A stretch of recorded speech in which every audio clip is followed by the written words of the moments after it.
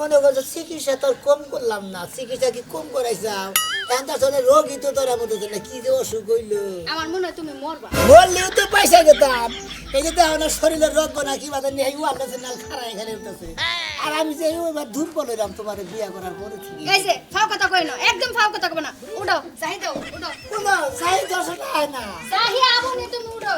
ভালো স্যার, আজকে আবার কি অবস্থা? এই যে দুলাভাই। অসুস্থ অসুখ সুগার কি করবো এই যে ধরো এটার ভিতরে আছে বড়ি আছে।